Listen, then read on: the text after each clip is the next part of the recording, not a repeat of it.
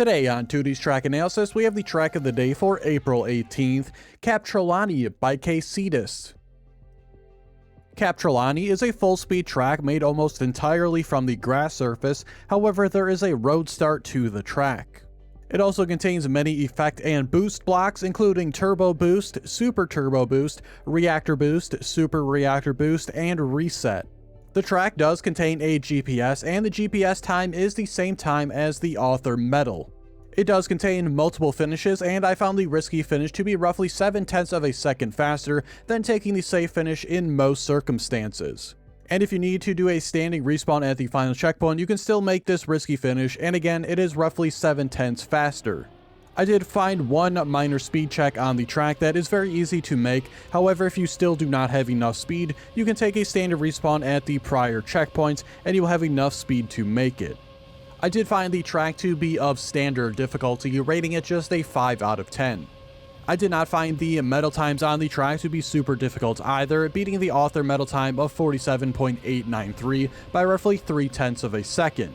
Of course, this is also ahead of the gold medal time of 51 seconds, the silver medal time of 58 seconds, and the bronze medal time of 1 minute and 12 seconds. Though the track is fairly basic, I did enjoy it a decent amount, and on the plus-minus rating scale, I would rate it a ++. For the analysis today, we are using the Ghost for the current top time, and this was driven by Andy Baguette. They had a time of 46.943, and this is 0.645 ahead of my personal best. At the very start, of course, you want to get around these corners as tightly as possible. For whatever reason here, I drove a little bit towards the left. I don't know why, but this is going to cost me a little bit of time for basically no reason. For this jump here, it's pretty basic, just gotta jump to where the arrows are. Try not to go too much left to right here upon leaving, otherwise you will just not get enough airtime. One thing that could be costing you speed here immediately at the start as well is this booster right here. You want to try to grab as much of it as possible, basically driving directly diagonally across it. Coming up, we have the first basically grass turn, which you want to ride the edge basically as best as possible.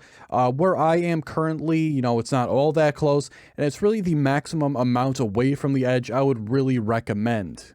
And this is because moving forward here, we'll see this drop down on the grass piece. The more of this drop down you get, the shakier the landing and the less speed you will have here on the exit. Then we're hit with this fairly basic hill here, which of course you want to go over very smoothly, too quickly over towards the left, and you will get a large amount of airtime. As we see here, I was a little bit late getting over to the left side. It's not the worst thing to happen. You're better here going over a little bit more slowly than too quickly.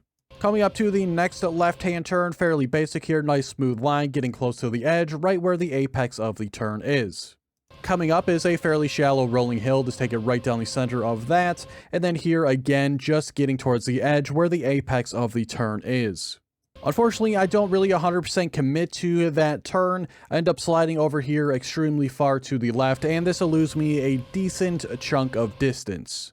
Moving on to this upcoming jump here, a little bit trickier than it would seem. A bit of an optical illusion as you're coming up to this. You think you will easily make it if you jump off lower on the platform, but you definitely will not. So make sure you are a little bit higher than you otherwise would think. Landing on the next platform as well, you want to basically land as low as possible. You'll see that I land a little bit wider, but overall it wasn't too bad.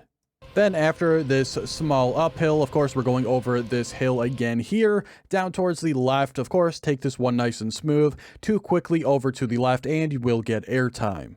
This next uphill is probably the hardest part of the track to keep as much speed on as possible. Really, you want to take this opening corner as tightly as possible, as well as the exit corner as tightly as possible. You can even see the current world record Ghost just completely jumping over this gap here. You can go over the gap a little bit. Doing that much of the gap is pretty extreme and rather difficult to get cleanly. Then moving a little bit forward after this uphill, we have a drop down to the right, of course, taking this one nice and smooth as well. Again, not wanting airtime here. Then again, moving forward, keeping a nice smooth line, just hugging the apex of this turn, and continuing on that nice smooth line all the way through the checkpoint. Then moving forward a little bit on the opening section of this hill that's angled down towards the right a little bit, make sure you feather over to the left some so you negate some of the sliding. And really, there's not much left to this track. This downhill here, I just committed way too late for the turn, and you'll see the world record line currently in a much tighter inside line than I currently had. And you can see that wider approach I had here makes me enter this part a little bit wider, makes it a little bit more awkward getting into the risky finish, though it's still very easily manageable. And like I said earlier, the risky finish, roughly 7/10 faster than the safe finish in the large majority of circumstances, and I would highly recommend taking the risky finish as it's very easy and it's just free time. So yeah, for the final thoughts today, not a ton to say really about the track. Fairly standard full-speed grass track, just really well executed. I do hope you enjoyed the video though. If you did, be sure to like it and subscribe. Check the description for links to my Twitch and Discord, and be sure to check out all the other Trackmania content on the channel. Thanks so much for watching, and I'll see you guys on Thursday for the next one.